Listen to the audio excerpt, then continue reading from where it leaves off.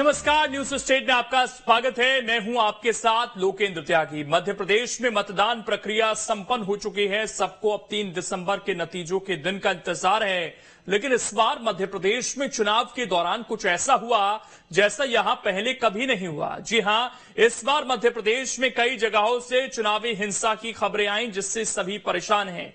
दांव पर शांति के टापू एमपी की इमेज है। लोग सवाल पूछ रहे कि चुनाव तो पहले भी होते रहे, लेकिन इस बार हिंसा की इतनी वारदातें आखिर कैसे और क्यों हो गई। आज हम इन सवालों पर विस्तार से चर्चा करेंगे। इसके लिए एक विशेष पैनल भी हमारे साथ मौजूद रहेगा, लेकिन उससे पहले आज की रिपोर्ट आपको दिखाते हैं।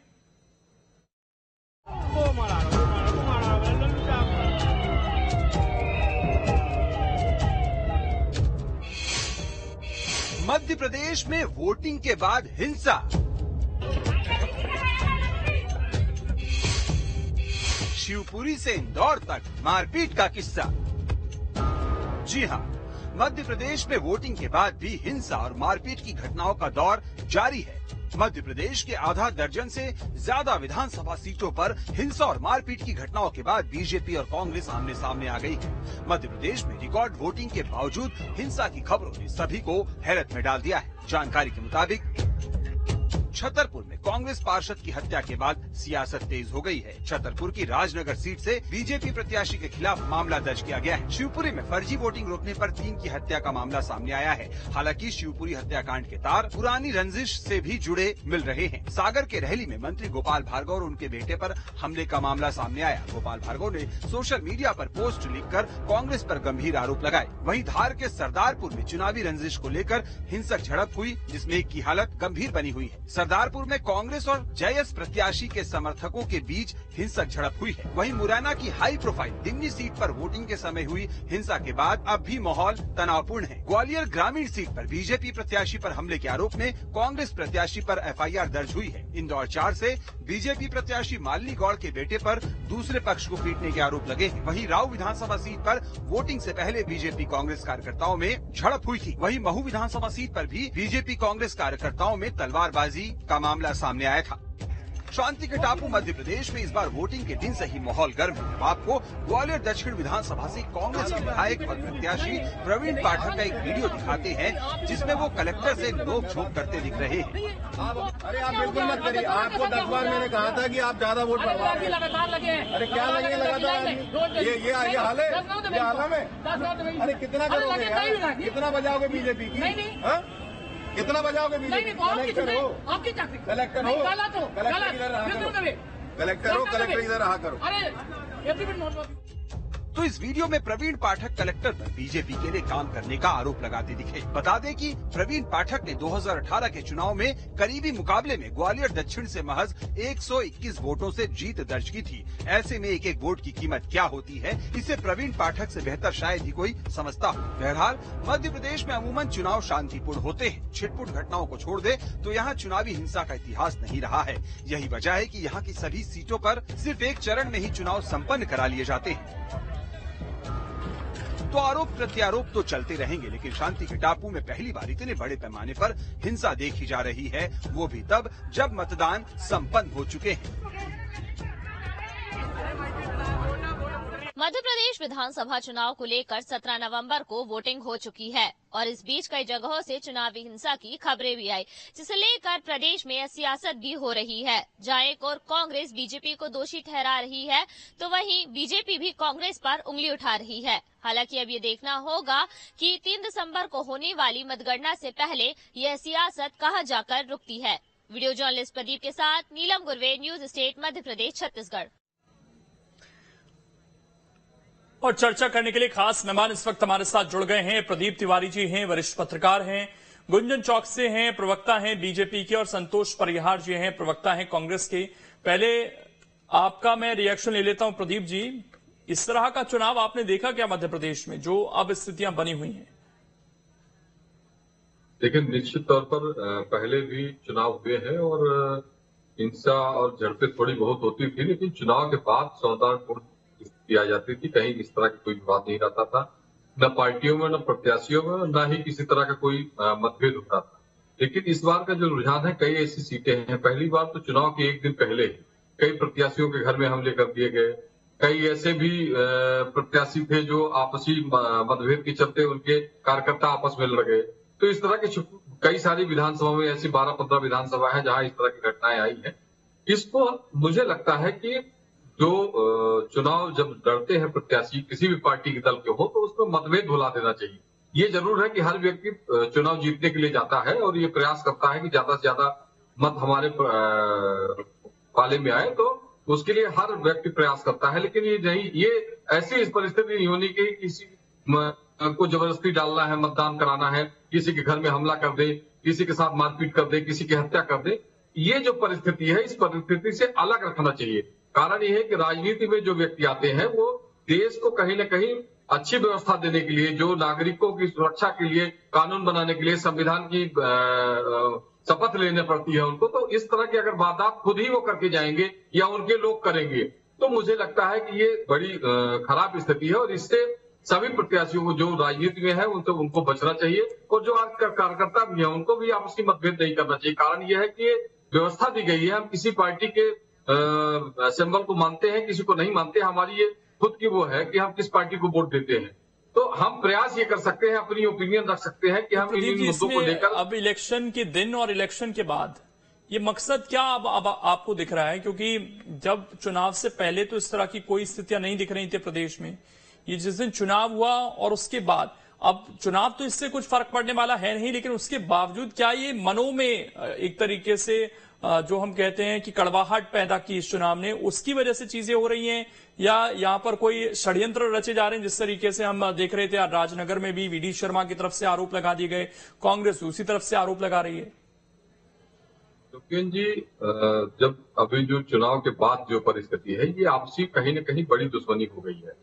कारण ये छतरपुर की घटना देख लीजिए, किसी व्यक्ति की हत्या, निर्मम हत्या, ये किसी कोई अच्छे उसका काम नहीं है। कहीं न कहीं कोई अपराधी इसमें संलिप्त रहा होगा और निश्चित तौर पर सरकार को इसकी जांच करा के और कार्रवाई करानी चाहिए। राजनगर हो, सांसद रीति पाठक के घर पे पथराव करना, मतलब ये कई सारी ऐसी वारदातें हुई है जिसको बड़ा निंदनीय तरीके से कहा जा सकता है। और मुझे लगता है कि प्रत्याशी जब फील्ड में जाता है तो पार्टी के अपनी नीति और रीति इनको बताने के लिए जाता है, जनता से वोट मांगने का प्रयास करता है।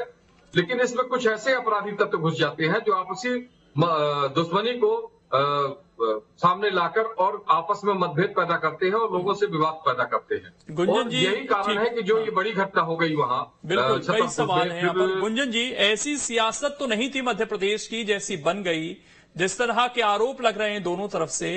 ये क्या हम मध्य प्रदेश की पहचान को ही बदलने की कोशिश कर रहे हैं? शांति का टापू है ये, इसने कितने चुनाव देख लिए, ऐसी परिस्थिति तो नहीं थी यहाँ पर।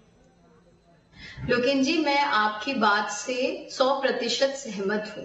ये चुनाव प्रक्रिया है और जितने हर्ष और उल्लास से जनता ने इस चुनाव प्रक्रिया में हिस्सा लिया था, ये एक स्वतंत्र अधिकार था जो संविधान ने जनता को दिया था और एक अच्छे पार्टी, एक अच्छे लोकतंत्र का ये नतीजा था कि चुनाव प्रक्रिया अच्छे से होनी थी और हुई भी है।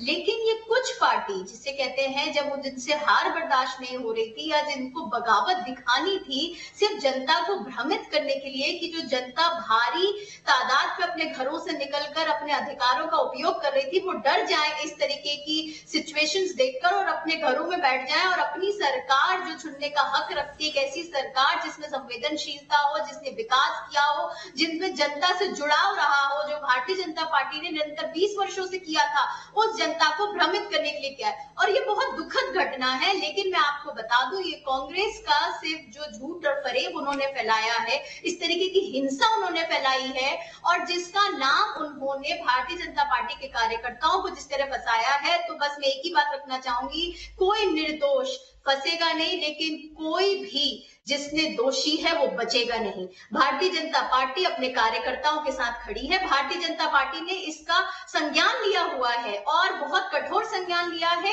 इलेक्शन कमीशन को एक शिकायत भी दर्ज की गई है जो वहां पर हुआ, जो कई जगहों पर हिंसा देखी। लेकिन आपके नेताओं पर भी तो केस दर्ज हो रहे हैं। राजनगर में क्या हुआ, वहां पर जो आपके प्रत्याशी थे उन पर ही केस दर्ज करा दिया गया। उसके बाद वीडी शर्मा कह रहे हैं कि नहीं, ये तो उनकी तरफ से। लोकेन जी, मैं वही कह रही हूँ, भारतीय जनता पार्टी के कार्यकर्ताओं पे झूठा मुकदमा दर्ज कराया गया है। कोर्ट की प्रक्रिया होगी, जो दूध का दूध साफ हो जाएगा, पानी का पानी। ये हमारा एक जो लोकतंत्र का पर्व था साजिश है, इन्होंने गंदगी फैलाई है। जब क्योंकि जब किसी के पास कोई विकास के कार्य नहीं है, इनके पास कुछ भी नहीं बचा, तो ये जो उत्तेजना दिखाई है कांग्रेस पार्टी ने, ये साफ साफ दिख रहा है। और इसमें बलि किसकी चढ़ी? एक जनता की चढ़ी। किसकी चढ़ी आप बताएं? लेकिन देखिए कई तो वीडियो सामने आ गए ना, उसमें कई बड़े नेता बीजेपी के, उनके परिवार वाले मारपीट करते दिख रहे हैं, उसको क्या कहेंगे आप? वो तो इलेक्शन वाले दिन की भी घटनाएं सामने आई हैं। आपने जो वीडियो देखे, आपने एक तरफा वीडियो देखे हैं, आप प्रदा करेंगे तो उसका नतीजा भुगतेंगे। लेकिन यहाँ पर यहाँ कानून प्रशासन नहीं रहता, फिर साथ खिलवाड़ ना करें, कानून को अपने हाथ में ना ले। जो लिया है, आपने देखा जितनी बगावत हुई अलग अलग जगह, कांग्रेस के कार्यकर्ताओं ने किस तरह की, चाहे वो मारपीट की हो, चाहे वो गंदी राजनीति नहीं, तो वहां पर प्रशासन नहीं था क्या?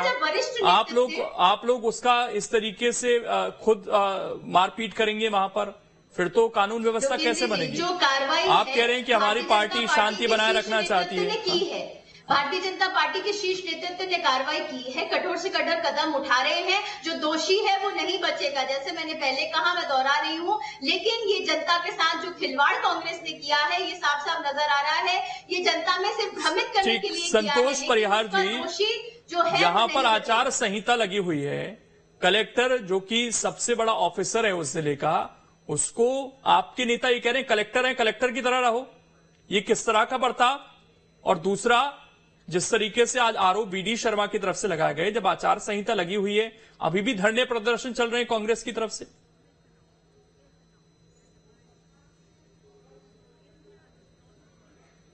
ये जो ब्यूरोक्रेट काम कर रहे हैं, इसके अंदर अगर हम जो ये भी नहीं बोले तो इसमें किसी की हत्या हो जाती है, उसकी एफआईआर होती है बड़े मुश्किल से, उसकी गिरफ्तारी नहीं होती। लोकसभा विधानसभा प्रत्याशी नरेंद्र सिंह तोमर के यहाँ जबरदस्ती जो है वोट बूथ कैंसिलिंग की जाती, साड़ी बांटने की घटनाएं आती। प्रवीण पाठक को बार बार बोलना पड़ रहा है कि भैया इतने ज्यादा वो मत करो कि एकदम वो हो जाए।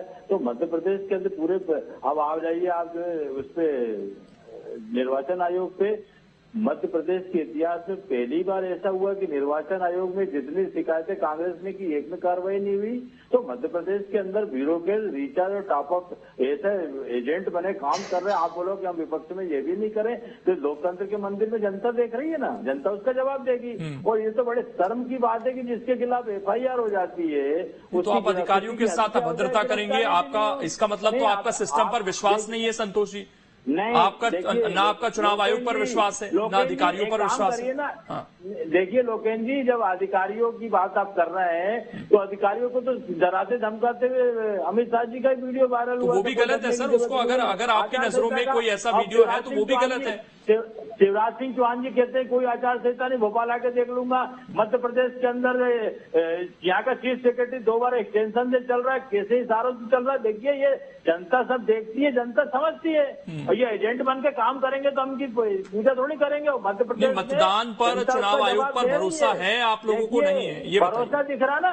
आप ये बताइए ना। एक तरफ आप ये दावा करते हैं कि हम जीत रहे हैं भारी मतों से, दूसरी तरफ आप ये कह रहे हैं कि नहीं, अधिकारी ठीक से काम नहीं कर रहे, चुनाव आयोग ने हमारी शिकायतें नहीं सुनी। तो दोनों चीजों में से एक चीज सही हो सकती है। लोकेन जी, अगर हम 100 शिकायत करते हैं, उसमें एक की भी कार्रवाई नहीं होती है, प्रधानमंत्री जी आके यहाँ घोषणा कर जाते हैं, पूरी तो जनता देख रही है, पूरे वीडियो वायरल हो रहे हैं। जहां तक विश्वास की बात है, 3 तारीख को दूध का दूध पानी का पानी हो जाएगा। इन्होंने अपने सारे अस्त्र अपना लिए। बीडी शर्मा जी इतने बौखला गए हैं कि जो उल्टी एफआईआर दर्ज करा दी। वहाँ पे प्रशासन इनके दबाव में काम कर रहा है। केंद्र में सरकार है इनकी, प्रदेश में इनकी सरकार है, और ये दिख नहीं रहा कि चारों तरफ वीडियो वायरल हो रहे हैं। तो लोकतंत्र के मंदिर में जनता ही भगवान होती, जनता उसका पैसा दे देगी। और तो फिर उस पर सिस्टम पर तो विश्वास रखना पड़ेगा संतोष जी। नहीं, ये चुनाव देखिए, कलेक्टर को जिम्मेदारी दी जाती है, वही रिटर्निंग ऑफिसर बनते हैं, वही चीजों को देखते हैं। आप कह रहे हैं कि ये ठीक से काम नहीं कर रहे, कलेक्टर की तरह रहे। दूसरी तरफ आप कह रहे हैं कि इन्होंने तमाम हथकंडे अपना लिए, फिर भी हम जीत रहे हैं। मतलब दोनों चीजें कैसे सही है, मुझे आप जरा समझाइए। नहीं तो लोकेन जी, आपका क्या कहना है कि हम कलेक्टर कोई गलत करे तो हम उसका विरोध नहीं करें? कलेक्टर अगर बीजेपी का विरोध करे तो हम उसका विरोध नहीं करें? हम तो लोकतंत्र विपक्ष की भूमिका है, हम तो विरोध करेंगे। विरोध में और बदतमीजी में फर्क आ जाता है ना सर। आप मेरे से डिबेट कर रहे हैं, आप सवाल उठा रहे हैं, आप अपनी बात रख रहे हैं, कोई रोक रहा है आपको? मैं आपसे सवाल पूछूं, अगर आपकी भाषा संयमित नहीं रहेगी या आप अभद्र भाषा का इस्तेमाल करेंगे तो फिर वो विरोध नहीं रह जाता सर। वो धमकाने वाली कैटेगरी में आ जाता है। दोनों चीजों में बड़ा फर्क है। धमकाना और विरोध करना, दोनों चीजों में आप अंतर समझते होंगे। गांधी जी ने भी विरोध किया था अंग्रेजों का, उसकी मिसालें दी जाती है। लोकेन जी, विरोध करना सुबह शाम तक अगर कोई कह रहा है नहीं सुन रहा उसकी, तो अपने विरोध में बोल दिया। और जहां तक जो आप तो कहते हैं ना कि हम तो गांधी जी के रास्ते पर चलने वाले लोग हैं, फिर ये कैसा विरोध है? आप देखिए, गांधी जी इस रास्ते पर चलते थे, इस तरह की भाषा का इस्तेमाल करते थे अधिकारियों के लिए। अधिकारी कर ही रहे हैं, वैसा काम ही कर रहे हैं उसके अंदर। तो फिर तो वो विचारधारा अलग हो गई सर, फिर वो गांधी जी वाली विचारधारा। देखिए क्या है विचारधारा। फिर तो आप मान लीजिए कांग्रेस गांधी जी की विचारधारा पर नहीं चलती है। बिल्कुल चलती गांधी जी की विचारधारा पे। आपका क्या कहना है कि लोग अच्छे हो जाए, विरोधी नहीं करें? आपका कहना है लोगों के अच्छे हो जाए, विरोधी नहीं करें? भारतीय जनता पार्टी के मैंने विरोध का बिल्कुल मना नहीं किया सर, मैंने विरोध का तो बिल्कुल मना ही नहीं किया। ये सब दिख तो रहा है इसके अंदर। अब रही बात प्रमाण पत्र की, तो प्रमाण पत्र बिना गिनती के शादी दिलवा देना का क्या मतलब है? इसके अंदर क्या रह गया लोकतंत्र का विषय?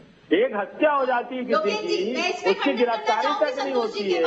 कलेक्टर खुलेआम एजेंट के रूप में काम कर रहा है, आप कह रहे हो कि आप विरोधी नहीं करें? तो हमें तो वो तो जनता देख रही, जनता ही जवाब देगी उसके अंदर। इतने झूठे नकली लोग हैं, शुरू से लेकर आखिरी तक दिख तो गया पूरा। जनता ने अपना मत पर डाल दिया। अब तो डराओ धमकाओ मत, तो अभी भी डरा धमका रहे, तो खूब डरा धमका है। जनता जवाब देगी उसका। जनता एक भी कर्ज वापिस नहीं करेगी, पूरे वोटों की जवाब देगी। लोकतंत्र में सबका अधिकार है, लेकिन इतने ज्यादा डराना धमकाना, पहले विधायकों को भरोसा नहीं था, अब वो लोकसभा कैंडिडेट लड़ाती है, हार रहे बुरी तरीके से, हार रहे हैं बुरी तरीके से, दिख रहा है जनता के ऊपर। जनता उसका जवाब देगी। अब हमारा काम है विरोध करना, हमने अपना विरोध। चलिए एक बात बताइए संतोष जी। ठीक, संतोष जी, हार जीत अपनी जगह है, वो हर जगह होती है, कल मैच में भी हो गई और चुनाव में भी होती रहती है, लेकिन हिंसा ये कहां तक ठीक है? और इस तरह की राजनीति क्या मध्य प्रदेश में हम चाहते हैं? एक तरफ बंगाल में हम देख रहे हैं इसी तरह की राजनीति, क्या उसी को मध्य प्रदेश में रिपीट करना चाहते हैं? लोकेन जी, मैं उनकी बात का खंडन करना चाहूंगी। लोकेन जी, हिंसा कहीं नहीं होना चाहिए। हिंसा कौन करवा रहा है? हार की बोखलाहट से हिंसा हो रही है। प्रशासन मिला हुआ है इनसे। प्रशासन इसमें हस्तक्षेप क्यों नहीं करता? प्रशासन क्यों नहीं गिरफ्तार करता? इसलिए नहीं गिरफ्तार करता कि प्रशासन मिला हुआ है। प्रशासन पूरी तरीके से जो है हर जगह व्यवस्था करना चाहता है। प्रशासन की जिम्मेदारी, हमारी थोड़ी जिम्मेदारी है। ये बीजेपी के एजेंट के रूप में प्रशासन काम कर रहा है, और हम अगर उसका विरोध करें तो उनके नेता खुले साड़ियां बंटवा रहे हैं, खुली प्रलोभन दे रहे हैं, तो जनता देख रही है ना इसके अंदर। ये अपनी बौखलाहट इसलिए है, ये बौखला और घबराएंगे, हटाते हैं, और जनता जवाब देगी इसका। और 3 तारीख को दूध का दूध पानी का पानी हो जाएगा। पूरी तरीके से एजेंट के रूप में काम कर रहा है। कभी आपने सुना है कि ये शिकायत करो कोई कार्रवाई नहीं हो, ऐसा होता है क्या? पूरी तरीके से एजेंट के रूप में काम कर रहा है।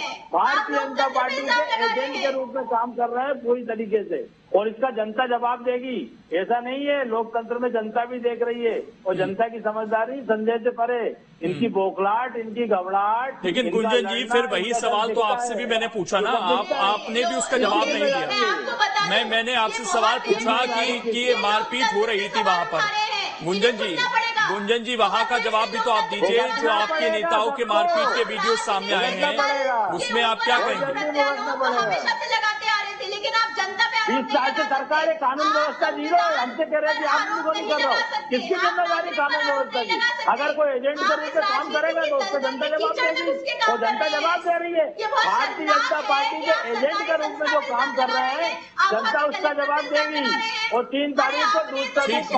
मैं प्रदीप जी से जवाब ले लेता हूँ इस पर। प्रदीप जी देखिए, ये राजनीतिक आरोप प्रत्यारोप की राजनीति, लेकिन इस बीच प्रशासन को जिस तरीके से घसीटा जा रहा है, और प्रशासन यहां तक कि अधिकारियों से जिस तरह की भाषा में बात की जा रही है, ये क्या दर्शाता है सर?